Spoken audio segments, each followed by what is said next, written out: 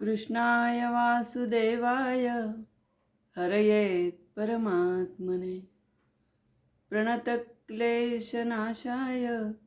गोविंदाय नमो नमः.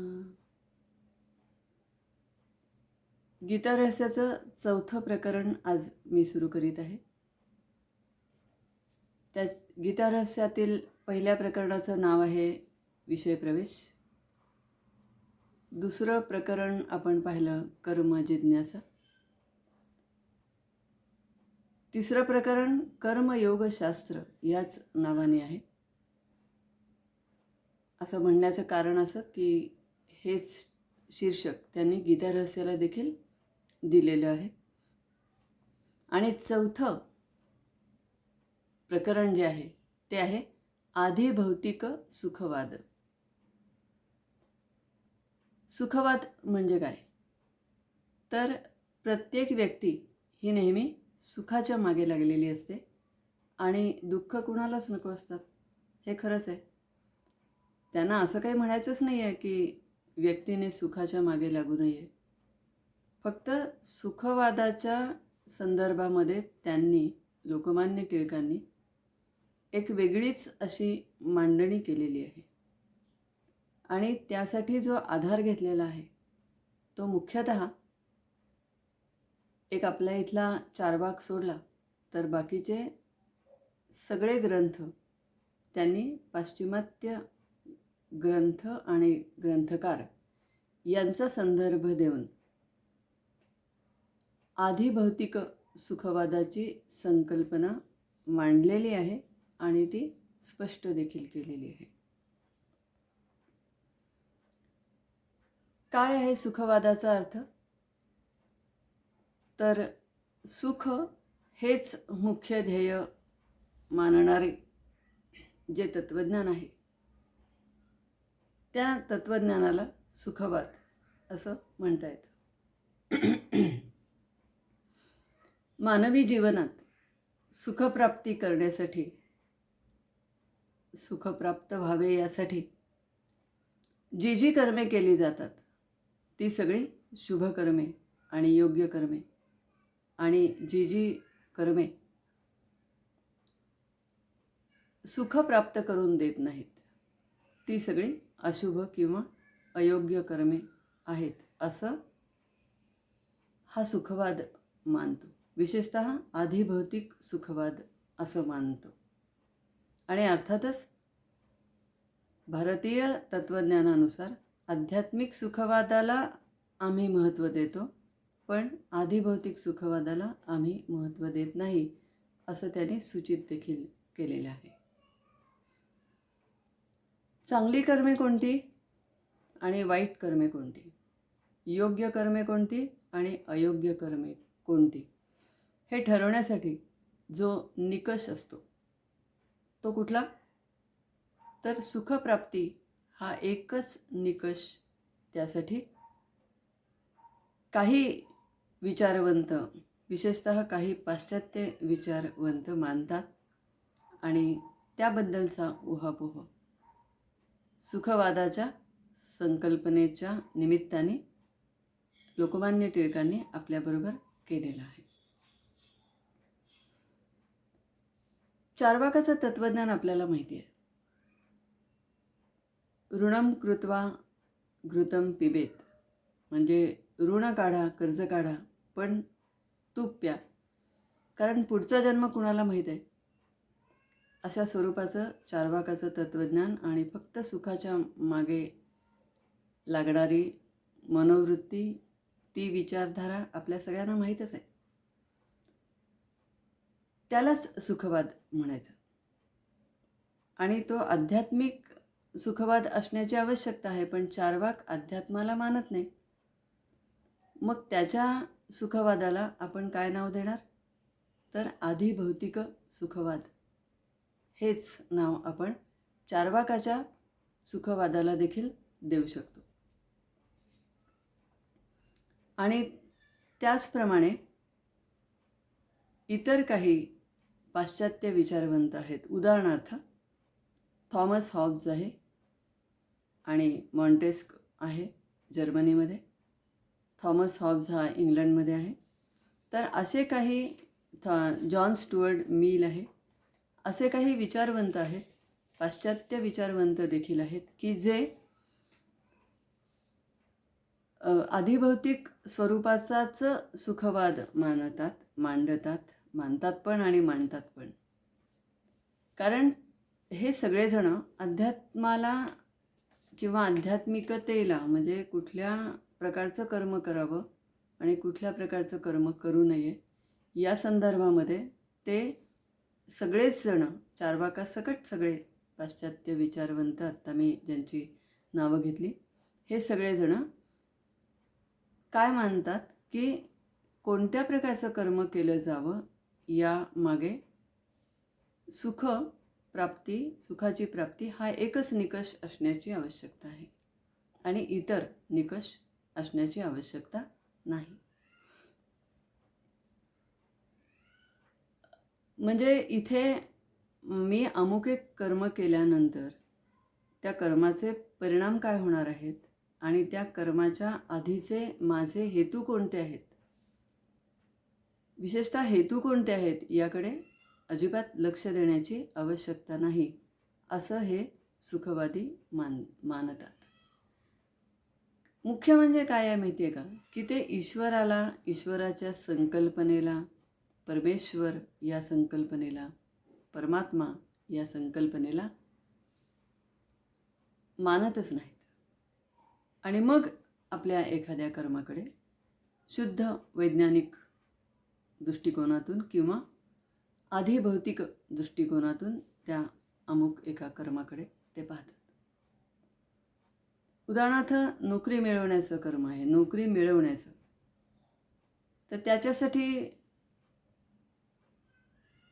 आत्ताची स्थिती अशी आहे की काही प्रमाणात वशिला, काही प्रमाणात भ्रष्ट मार्गाने पैसे देणं आणि यातून ती नोकरी मिळवणं, हे जे कर्म आहे हे आपण करावं की न करावं अशी आपल्याला बरेचदा अशी समस्या आपल्या डोळ्यासमोर येते. हे करावं की ते करावं. तर अशा वेळेला हे जे पाश्चात्य विचारवंत आणि चार्वाकाची विचार करण्याची जी शैली आहे, हे लोक असं मानतात की सुखप्राप्ती होणार आहे ना, नोकरी मिळाल्यानंतर आपल्याला सुख मिळणार आहे ना, मग वशिला किंवा या इतर काही मार्गांचा अवलंब करायला काय हरकत आहे. इथे अध्यात्माचा काही संबंध नाही असं मानणारे हे सुखवादी आहेत. नैतिक सुखवाद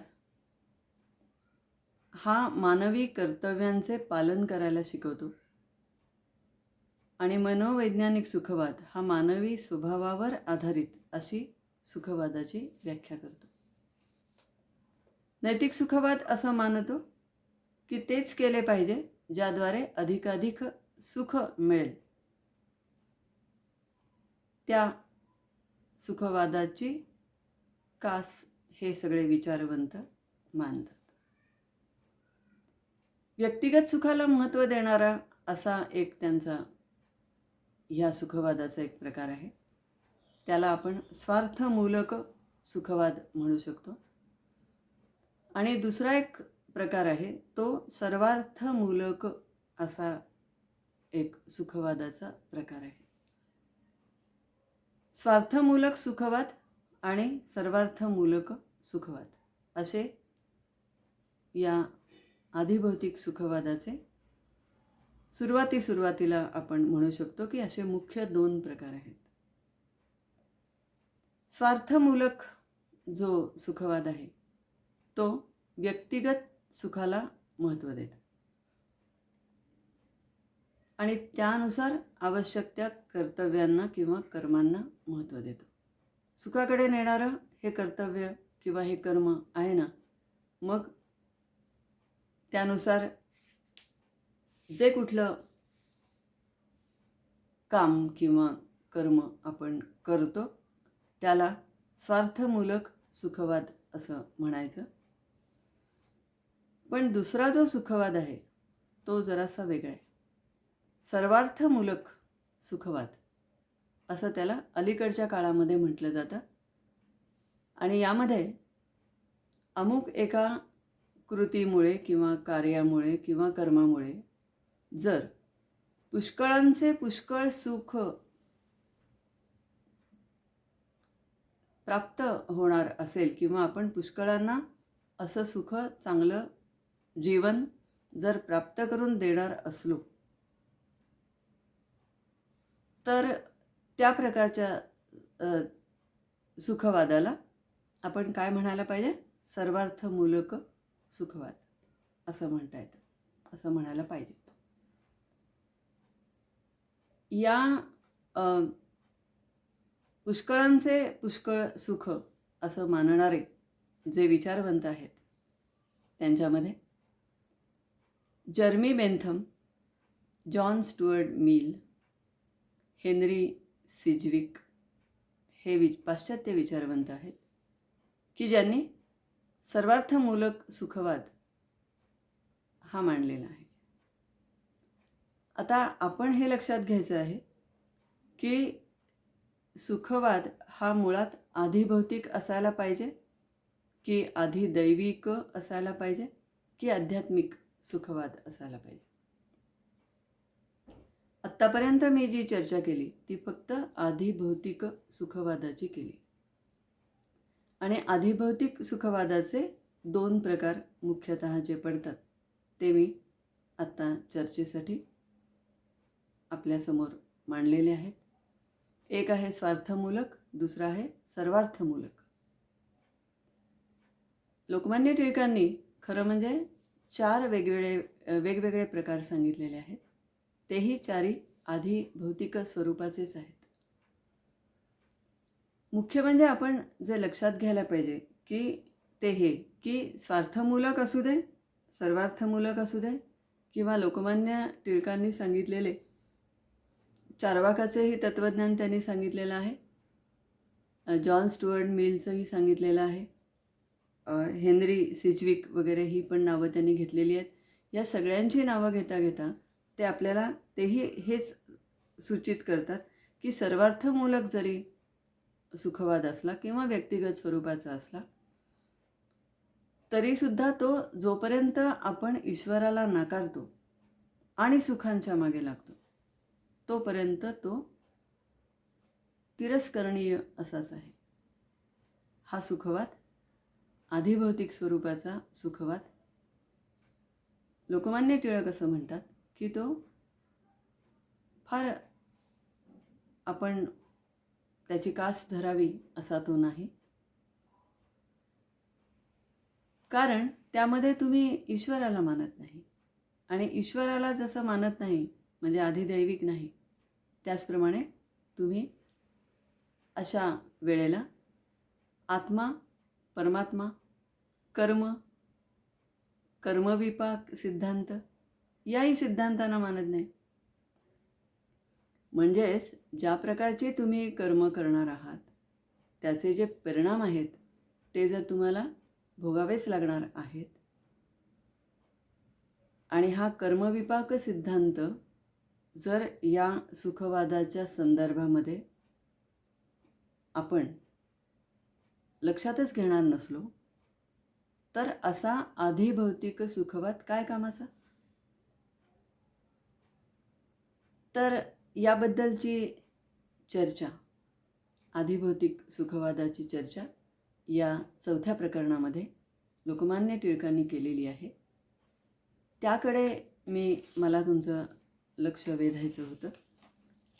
आणि या सगळ्या सुखवादाच्या संदर्भामध्ये असं एक आक्षेप देखील घेतला जातो की जर सुख हे एकच ध्येय असेल आणि सुख हे चांगले असते हे बरोबरच आहे, पण त्याच्यासाठी साधन शुचिता जर नसेल आणि साधनांची निवड करायची असेल तर त्यावेळेला आध्यात्मिक दृष्टिकोन आपल्याला उपयोगी पडतो. हे सरळ आहे, हे सगळ्यांना हे स्वयंसिद्धच आहे.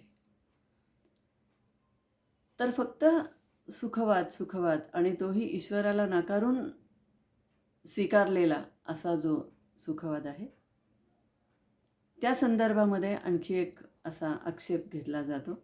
तो आहे की मग सद्गुणांची महती काय उरली? ज्ञान, संयम, परोपकार, नीतिमत्ता, विवेक, सुख-दुःख विवेक, आत्मा आणि अनात्मा या संदर्भातील विवेक, कर्म कोणतं आणि आपलं अकर्म कोणतं या संदर्भातील विवेक, साहस, भक्ती या सगळ्या सद्गुणांना काय महत्त्व उरलं? तर सुखवाद हा या अर्थाने इतका तर्कसंगत नाही जितका तो आपल्याला वाटतो, पहिल्यांदा वाटतो. कारण सुख ही संकल्पना ही आकर्षकच आहे. त्यामुळे सगळेच जण सुखाच्या मागे लागलेत हे खरं आहे. फक्त आपली साधनं आणि आपली निवड ही योग्य आहे का? कोणती साधनं आपण वापरतो आहोत सुखाच्या शोधासाठी? ती साधनं ही आध्यात्मिक निकषावर मान्य होणारी अशी आहेत का, याचा विचार करणं आवश्यक आहे. आणि त्याचबरोबर ही जी सुखवादाची संकल्पना आहे, तिला सातत्याने आधिदैविक आणि आध्यात्मिक आधार असणं आवश्यक आहे. आणि फक्त वैज्ञानिक म्हणण्यापेक्षा प्रत्यक्षवादी म्हणू शकतो आपण, ज्याला आधिभौतिक म्हटलेलं आहे. वैज्ञानिक दृष्टिकोन जो असतो तो आधिभौतिक असतो. पण एखादी वैज्ञानिक व्यक्ती ही त्याच वेळेला आध्यात्मिक देखील असू शकते. त्यामुळे मी इथे थोडासा फरक याच्यामध्ये करते आहे. आधिभौतिक सुखवाद आणि वैज्ञानिक सुखवाद यामध्ये थोडासा फरक आहे. कारण आधिभौतिक जेव्हा लोकमान्य टिळक हे शीर्षक जेव्हा त्या प्रकरणाला देतात, त्यावेळेला ते निश्चितपणाने असं सूचित करतात की हे सगळे तथाकथित विचारवंत, त्यात चार्वाक आहे, आत्ता मी सांगितलेले सगळे पाश्चात्य विचारवंत देखील आहेत, ते सगळे वाईट आहेत असं त्यांनी म्हटलेलं नाही. त्यांनी एक वेगळं वाक्य देखील त्यासाठी दिलेलं आहे की हे सगळे वाईट प्रवृत्तीचे विचारवंत आहेत किंवा दुष्ट प्रवृत्तीचे आहेत असं नाही. त्यांच्या स्तरावर ते योग्यच आहेत. पण तरीही काहीतरी इथे हरवलेलं आहे. आणि जी हरवलेली गोष्ट आहे ती आध्यात्मिकता आहे. आणि आधिभौतिक सुखवादामध्ये हीच आध्यात्मिकता एक मिसिंग पॉईंट आहे, हरवलेली आहे. आणि त्यामुळे तुम्ही जेव्हा 4थं प्रकरण गीता रहस्यातलं वाचाल, त्यावेळेला त्यांनीही सांगितलेले जे या संदर्भातले 4 प्रकार आहेत, ते सगळे त्यांना आदर्श वाटत नाही आहेत, हे आपण लक्षात ठेवायचं आहे. सुखवादाची चर्चा त्यांनी केली आहे. त्याचं कारण असं की प्रत्येक व्यक्ती ही सुखाच्या मागे धावते आहे. अर्जुनाला देखील हा प्रश्न पडलेलाच आहे की मी जर युद्ध केलं किंवा क्रमप्राप्त असलेलं प्रसंगोचित असं आत्ताचं जर कर्म केलंच, तर मला यातून कुठेतरी पुढच्या जन्मी किंवा त्याच्यानंतरच्या जन्मांमध्ये दुःख तर मिळणार नाही, अशी त्याचीही संकल्पना त्याच्या मनामध्ये, त्याच्या त्या युद्धाच्या कर्माच्या निवडीच्या वेळेला त्याच्या मनामध्ये ही जी घालमेल आहे ती अशी आहे. आणि ती जी घालमेल आहे ना, तीच मुळात आध्यात्मिक स्तरावरची घालमेल आहे. किंवा त्यामुळे तो असा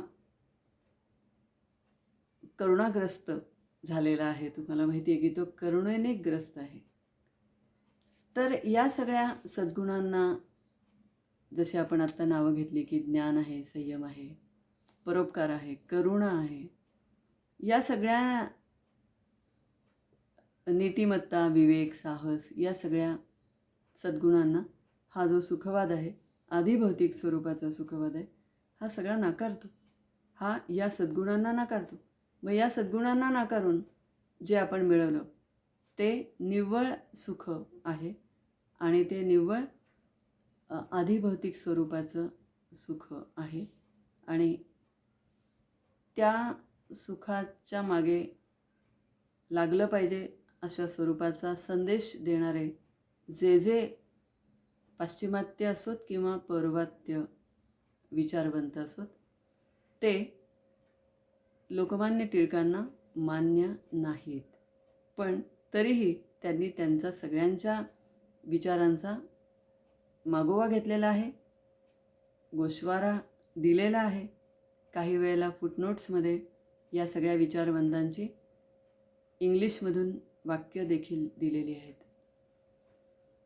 तर अशा प्रकारे चौथ्या प्रकरणाचं एक प्रास्ताविक स्वरूपाचं दृकश्राव्य व्याख्यान अगदी छोटं का होईना असं व्याख्यान देण्याची मला आवश्यकता वाटत होती. आणि त्याबद्दलचे लोकमान्य टिळकांचे विचार आणि काही पाश्चात्य विचारवंतांचेही विचार आपण इथे, चार्वाकाचंही तत्त्वज्ञान आपण पाहिलं, तर या सगळ्यांचे जे विचार आहेत ते आपण आता इथे अगदी ओझरत्या स्वरूपामध्ये समजून घेतले. आणि तुम्ही सगळ्यांनी ते शांतपणे ऐकून घेतले याबद्दल तुम्हा सर्वांचे मनःपूर्वक धन्यवाद.